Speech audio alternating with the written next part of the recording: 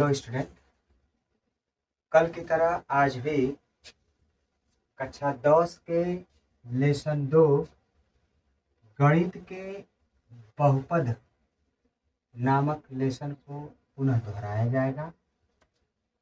जैसा कि हम लोग जानते हैं कि बहुपद किसे कहते हैं। बहुपद चर तथा अचर पदों का ऐसा संग्रह होता है जिसकी घात एक धनात्मक पूर्णांक हो, जिसकी घातें क्या हो, एक धनात्मक पूर्णांक हो, या इसे ऐसे भी कह सकते हैं कि वह बीजीय व्यंजक जिसकी घात धनात्मक पूर्णांक हो बहुपद कहलाते हैं। क्या कहलाते हैं? बहुपद कहलाते हैं। जैसे ax² plus bx plus c या 3x⁴ प्लस 9x प्लस 7, इन सबको क्या कहते हैं? बहुपद कहते हैं। और यह सभी बहुपद नहीं है।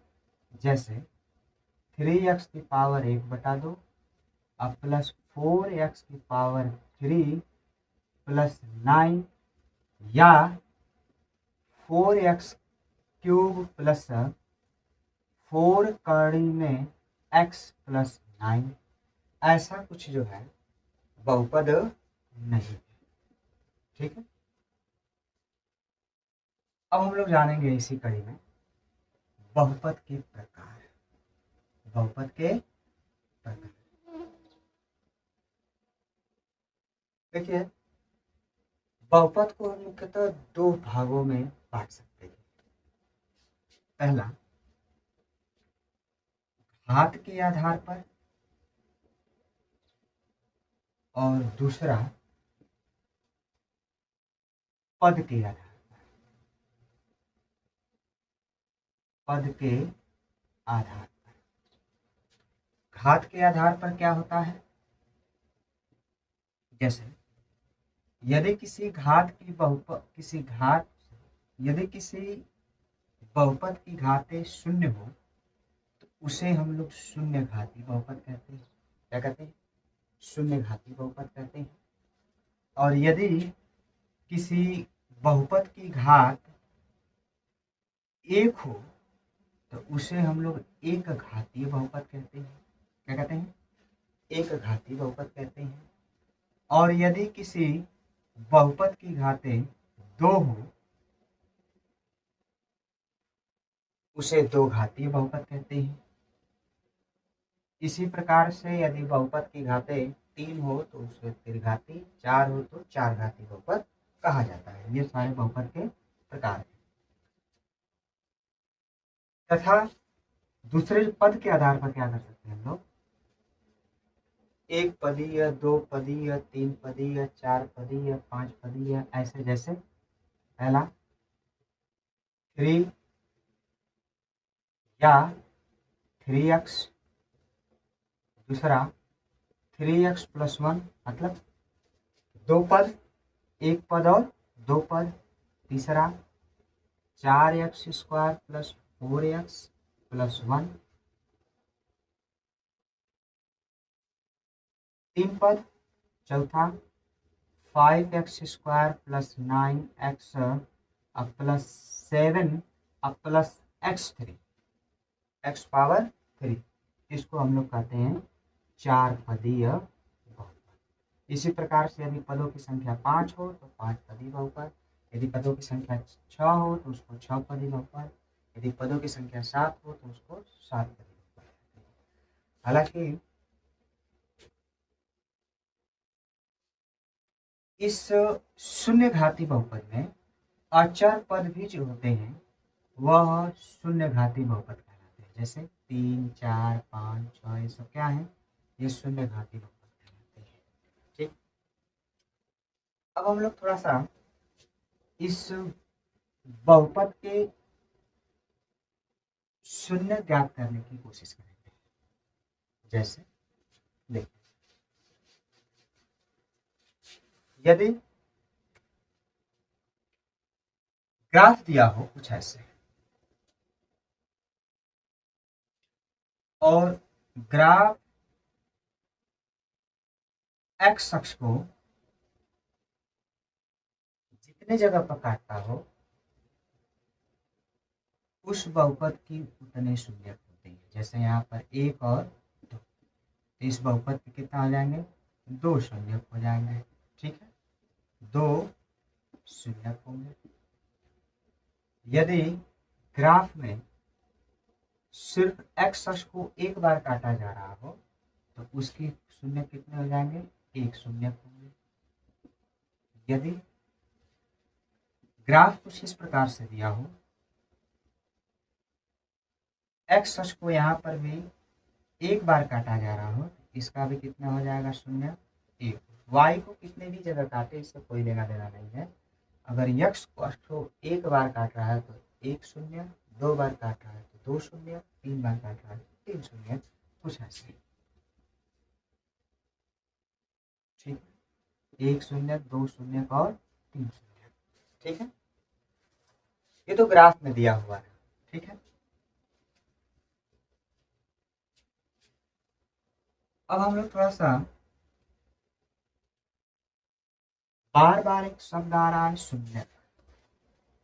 शून्य क्या होते हैं, थोड़ा शून्य के बारे में जान। ठीक है, किसी बहुपद का वह मान जिसको बहुपद में रखें तो बहुपद के पूरे मान को शून्य कर दे, दिए गए बहुपद का शून्य कहलाता है।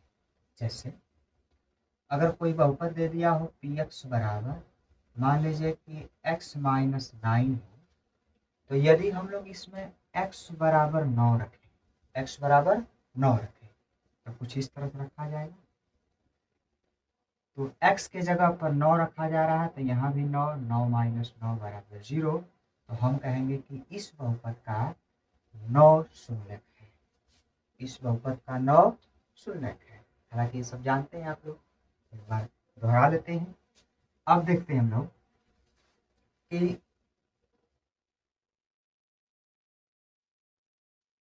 दिए गए कोई बहुपद है तो उनका शून्य ज्ञात कैसे करेंगे। जैसे मान लीजिए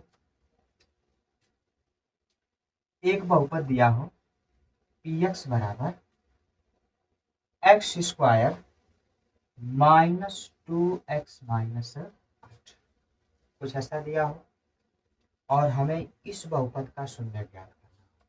तो शून्य ज्ञात करने के लिए सबसे पहले हम लोग दिए गए बहुपद का गुणनखंड करेंगे, दिए गए बहुपद का गुणनखंड करेंगे। कुछ ऐसे गुणनखंड आप किसी भी तरह से कर सकते हैं।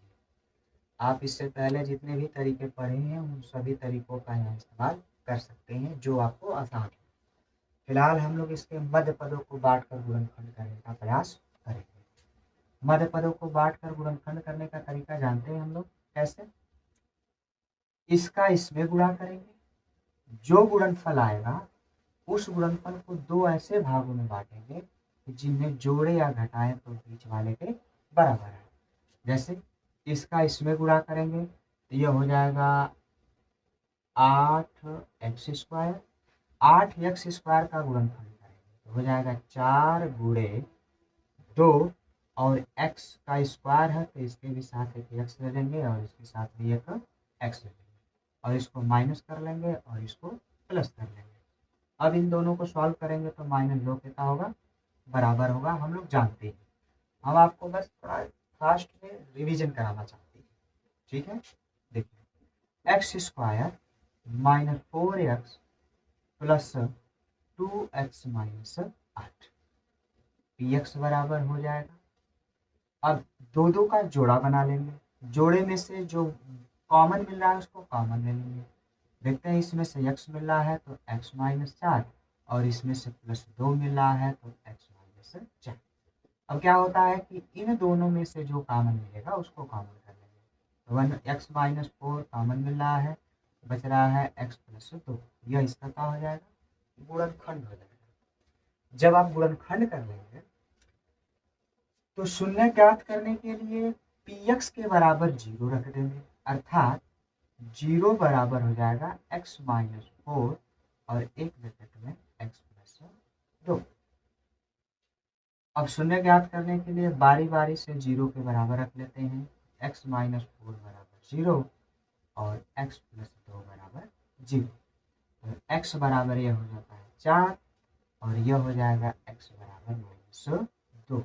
यही दोनों का हो जाएंगे कि दिए गए बहुपद के शून्य होंगे। अब इसमें हमने क्या किया है कि आपको मध्य पदों को बांटकर गुणनखंड करने का तरीका बताया है। आप पढ़ चुके हैं, आप चाहें तो गुणनखंड प्रमेय का प्रयोग कर सकते हैं। अगर कोई ऐसा बहुपद दिया है जिसको सूत्रों का प्रयोग करके अगर गुणनखंड किया जा सकता है तो आप वो भी कर सकते हैं। ठीक है, इतना सब तो ठीक है। अब हम लोग इन बहुपदों के दिए गए शून्यकों में संबंध ज्ञात करेंगे कि आखिर में दिए गए बहुपदों के शून्यकों में संबंध क्या होता है। जैसे मान लिया जाए कि एक बहुपद है ax square plus bx plus c। तो इस बहुपद के शून्यकों में संबंध, यदि इस बहुपद के शून्यक अल्फा व बीटा हो, अल्फा व बीटा हो। अब देखिए थोड़ी सी बात, क्यों अल्फा और क्यों बीटा है। हम लोग जानते हैं कि यदि किसी बहुपद की घात 1 है तो उसके एक शून्यक होंगे, तो अल्फा हो सकता है, बीटा हो सकता है। यदि वही कोई बहुपद की घात यदि 2 है तो उसके 2 शून्यक होंगे, अल्फा और बीटा। अगर यही किसी बहुपद की घात 3 है तो उसके 3 शून्यक होंगे, अल्फा बीटा और गामा। और यदि 4 घात है तो उसके 4 शून्यक होंगे। लेकिन फिलहाल में दिए गए बहुपद में सिर्फ 2 घात है तो इसके 2 शून्यक होंगे। तो इन शून्यकों में 2 तरह के संबंध होते हैं। क्या होते हैं, पहले देखिए। पहला संबंध कि शून्यकों का योगफल, शून्यकों का योगफल होता है -x का गुणांक बटा के x स्क्वायर का गुणा। जैसे शून्य के यदि हमारे अल्फा और बीटा है तो यह हो जाएगा अल्फा प्लस बीटा बराबर, अब -x का गुणांक माइनस हो गया, x का गुणांक b हो गया, बटा के x स्क्वायर का गुणांक का हो गया a। अर्थात शून्यकों का योगफल अल्फा प्लस बीटा बराबर होता है -b/a। इसी तरह से दूसरा होता है शून्यकों का गुणनफल, शून्यकों का गुणनफल। ये क्या होता है, अचर पद बटा के x स्क्वायर का गुणा। अब इसको कुछ ऐसा लिख सकते हैं, शून्यकों का गुणनफल अर्थात शून्यक हमारे हैं अल्फा और बीटा, तो अल्फा इंटू बीटा मतलब कि शून्यकों का गुणनफल बराबर हो जाएगा अचर पद मतलब c, x स्क्वायर का गुणांक मतलब a। अर्थात शून्यकों का गुणनफल अल्फा इंटू बीटा बराबर c/a होता है। हालांकि हम लोग इसको जान ही चुके हैं, तो हम लोग थोड़ा सा इसको किसी एक एग्जाम्पल को ले लेते हैं। देखिए, जैसे मान लेते हैं इसी बहुपद को ले लेते हैं। ठीक, दिया गया बहुपद है, इस दिए गए बहुपद को के शून्यकों में हम लोग संबंध ज्ञात करेंगे। ठीक है, तो हम डायरेक्ट लिखते हैं। मान लेते हैं कि इसके शून्यक जो अल्फा और बीटा होंगे, तो अल्फा और बीटा का योगफल अर्थात शून्यकों का योगफल जो हो जाएगा वह हो जाएगा -x का गुणांक और बटा के x स्क्वायर का गुणांक। x स्क्वायर का गुणांक क्या हो जाएगा, a। हालांकि आप ऐसे नहीं करेंगे, आप क्या करेंगे कि पहले इसे ax square plus bx plus c से तुलना करेंगे। क्या करेंगे, तुलना करेंगे। करने पर क्यों करेंगे, क्योंकि ax square plus bx plus c द्विघात बहुपद के मानक बहुपद कहे जाते हैं। ठीक है, इसलिए इससे हम लोग इसको तुलना करेंगे। a बराबर हमको मिल जाएगा 1, b बराबर मिल जाएगा -2 और c बराबर मिल जाएगा -8। अब क्या करेंगे, अल्फा प्लस बीटा ज्ञात करेंगे। क्या करेंगे, अल्फा प्लस बीटा। तो अल्फा प्लस बीटा बराबर -b/a। तो माइनस सूत्र से और b की वैल्यू है -2 बटा के a का मान है 1। तो अल्फा प्लस बीटा बराबर हो जाएगा 2। एक हो गया हमारा आंसर, अर्थात शून्यकों का योगफल बराबर हो गया 2। उसी तरह से शून्यकों का गुणनफल अर्थात अल्फा इंटू बीटा बराबर हो जाएगा अचर पद अर्थात c/a। तो c की वैल्यू है -8, a की वैल्यू है 1, अर्थात अल्फा इंटू बीटा बराबर हो जाएगा -8। अर्थात शून्यकों का गुणनफल बराबर होगा -8 किसके, x स्क्वायर -2x -8 के। ठीक है, ये तो रहे हमारे शून्यकों, बहुपद के शून्यकों का संबंध ज्ञात करना। अगर यही मान लीजिए कि त्रिघातीय बहुपद हो तब क्या होगा, देखते हैं। ठीक है,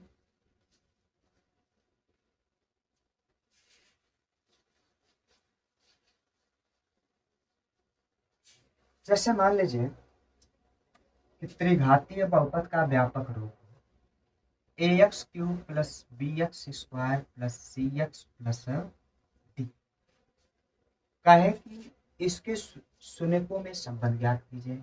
जैसा कि हमने बताया है कि यदि यह तीन घातीय बहुपद हो, तीन घातीय बहुपद है तो इसके 3 शून्यक होंगे और इसके शून्यक मान लेंगे अल्फा, बीटा और गामा है।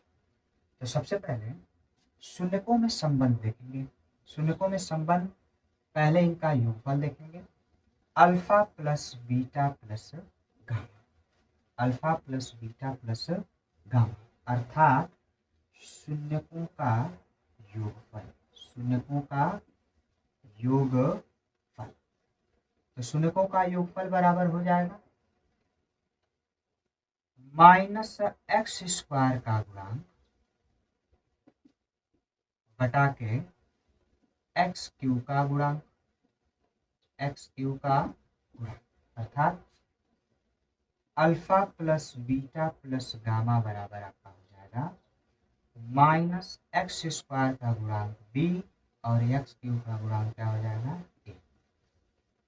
ठीक है, अब देखिए उसके बाद शून्यकों के दो गुणनफलों का योगफल, शून्यकों के दो गुणनफलों का योगफल अर्थात alpha into beta plus beta into gamma plus gamma into alpha बराबर होता है c/a, c/a। ठीक उसी तरह से शून्यकों का गुणनफल होता है alpha into beta into gamma बराबर -d/a, अर्थात अचर पद बटा के x³ का गुणांक। कुछ इस तरह से आप आसानी से ज्ञात कर सकते हैं। ठीक है, चलिए अब क्या करेंगे हम लोग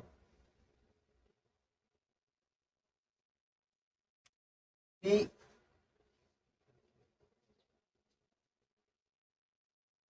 बहुपद के थोड़े भाग सीख लेते हैं, बहुपद के भाग सीख लेते हैं। ये भी हम लोग को आता है, दोहरा लेते हैं। देखिए, हालांकि पढ़े हैं, सिर्फ रिवाइज करना है। एक बार देखते रहेंगे तो आपको याद पड़ जाएगा और आसानी से परीक्षा में लिख सकते हैं। जैसे देखिए, मान लीजिए कि आपको एक बहुपद दे दिया हो x³ - 3x² प्लस 5x - 3 और इसको भाग देना हो x² - 2 से, x² - 2 से, तो हम लोग आसानी से भाग दे सकते हैं। कैसे, सीखे हैं, एक बार फिर सिखाते हैं आपको। देखिए, सबसे पहले क्या करेंगे कि दिए गए भाज्य को पहले डिसेंडिंग ऑर्डर में लिखेंगे और भाजक को भी डिसेंडिंग ऑर्डर में लिखेंगे। उसके बाद भाज्य का जो पहला पद है उसको हम किसी एक साइड लिख लेंगे और भाजक का जो पहला शब्द है उससे इसमें पहले भाग करेंगे, कुछ ऐसे। जब भाग करेंगे तो यह कट जाएगा, बचेगा कितना x। तो हमें पता चल जाएगा कि भाग कितनी बार जाएगी। तो यहाँ पर तो भाग पहले x बार जाएगी, तो ले चलते हैं। अब पता चल गया है कि x बार भाग जाएगी, तो इसका इसमें गुणा करेंगे, इसका इसमें गुणा करेंगे और इन दोनों के नीचे लिखेंगे। कैसे? x पावर 3 प्लस का गुणा होगा माइनस, माइनस 2 का गुणा होगा 2 में तो 2x। अब उसके बाद क्या होगा, जानते हैं कि भाग देने के बाद घटाया, घटाएंगे, माइनस घटाते समय नीचे का चिन्ह बदल जाता है, ये प्लस है तो माइनस और माइनस है तो प्लस, यह हिस्सा पूरी तरह से कट जाएगा। अब क्या करेंगे, और यह जो है इसके साथ जुटेगा या घटेगा। तो सबसे पहले हम लोग बड़े घात वाले को लिखेंगे, तो बड़ा घात हमारा यह बच रहा है, तो इसको लिखेंगे 3x²। अब यह और यह दोनों आपस में जुट जाएंगे, तो हो जाएगा 7x। फिर यह दो पद हो गए, यह दो पद हो गए, तो भाग अब जाएगी। जब भाग जाएगी तो इसका पहला पद ले लेंगे -3x² और इसका पहला पद ले लेंगे x²। अब इससे भाग करेंगे, अब इससे भाग करेंगे तो यह कट जाएगा, बचेगा -3। तो -3 बचेगा, तो अब भाग हमारी जाएगी -3 बार। ले चलते हैं, ये हो जाएगा -3x², इसका इसमें गुणा करेंगे +3 गुणा के 6। क्या हो जाएगा, भाग देने के बाद से घटाया जाता है, घटाते समय नीचे का 3 बदल जाता है, यह हो जाएगा माइनस का प्लस, प्लस का माइनस, कट जाएगा। अब हम लोग चाहते तो पहले सभी को एक साथ उतारते हुए चलते हैं, हालांकि यहाँ अब जरूरत है क्योंकि यह अचर पद है और यह हमारा वेरिएबल है, तो वेरिएबल और अचर पद आपस में जुड़ घट नहीं सकते, तो इसको भी साथ में उतार लेना बेहतर है। तो अब क्या करेंगे, इसको लिखेंगे 7x और यह हो जाएगा -9x। अब इससे यह छोटा है, छोटा है तो भाग नहीं जाएगी, तो यह हमारा हो जाएगा भागफल। क्या हो जाएगा, भागफल, और यह हमारा हो जाएगा शेष। ठीक है, तो भाग कुछ इस प्रकार से हम लोग करते हैं और आगे भाग आप कर सीख लीजिएगा। नहीं आएगा तो कमेंट सेक्शन में बोलिएगा, हम आपको फिर समझाएंगे। ठीक है, अब देखिए इसी में हम लोग आगे बढ़ते हैं। और यदि कोई बहुपद के शून्यक दिए हो तो उन शून्यकों को ज्ञात, उन शून्यकों के आधार पर बहुपद ज्ञात करते हैं। जैसे मान लीजिए कि यदि बहुपद के शून्यक अल्फा व बीटा हो तो बहुपद ज्ञात करना हो, तो बहुपद बराबर होता है x² minus alpha plus beta. Alpha plus beta मतलब शून्यकों का योगफल पूरे x plus alpha into beta. Alpha into beta मतलब कि शून्यकों का गुणनफल।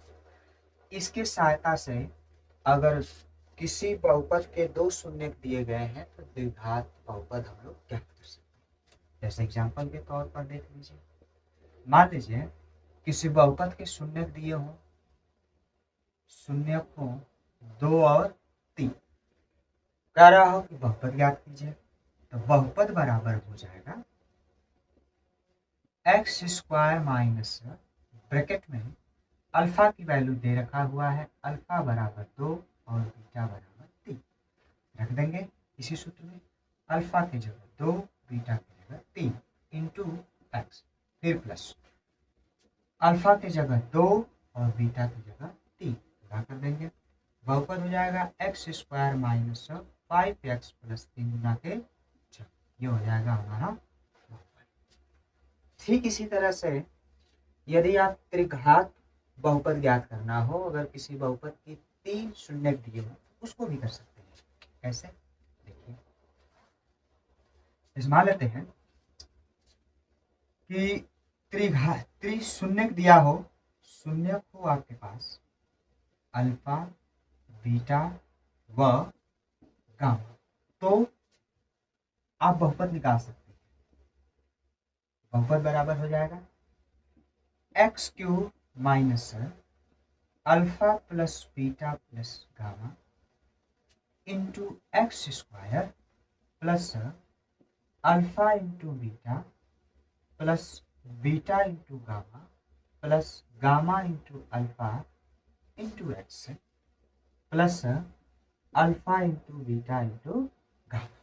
यह हो जाता है हमारा बहुपद। अब मान लीजिए इसी जगह पर अगर आपको दिया हो, कोई एग्जाम्पल के तौर पर ले लीजिए, शून्य दिया हो, एग्जाम्पल के तौर पे शून्य का आपका हो 2, 3 और 4, कहे कि बहुपद ज्ञात कीजिए, तो बहुपद हम लोग ज्ञात कर सकते हैं कुछ इस तरह से। देखिए, बहुपद बराबर होगा एक्स क्यूब, लिख लेंगे एक्स क्यूब माइनस ब्रैकेट में alpha into beta, alpha plus beta plus gamma. Alpha की वैल्यू 2, अल्फा की वैल्यू 2, बीटा की वैल्यू 3, गामा की वैल्यू 4 रखेंगे। अल्फा की जगह पर 2 प्लस बीटा के जगह पर 3 प्लस गामा की जगह पर 4 into x square plus alpha into beta 2 गुणे 3 प्लस बीटा इंटू गामा 3 गुणे 4, 3 गुणे 4 plus gamma into alpha, gamma into alpha मतलब 4 गुणे 3 इंटू एक्स प्लस हो जाएगा alpha into beta into gamma, अर्थात 2 गुणे 3 गुणे 4। इसी को सॉल्व करेंगे, ये हो जाएगा x cube minus 4 3 7 2 9 x square. फिर इसको सॉल्व करेंगे, 3 दुना के 6, 4 3 12 और 4 3 सॉरी 2 होना चाहिए था, 2 4 दुना के 8 इंटू एक्स प्लस 4 3 12 दुना के 24। सॉल्व करेंगे, x cube minus 9 x square, 12 8 20 6 26 x plus 24। यह हो जाएगा आपका जाती है। ठीक है, हालांकि थोड़े से फास्ट रिवीजन कराया जा रहा है, अगर समझ ना आ रहा हो तो वीडियो आप रोक करके फिर रिवाइज करके एक बार देख सकते हैं। उसके बाद भी नहीं समझ में आता है तो आप कमेंट में कहिए, और जो सवाल नहीं समझ में आता है उसको आप कमेंट में लिख कर भेजिए, हम आपको बताएंगे। ठीक है, आज के लिए बस इतना।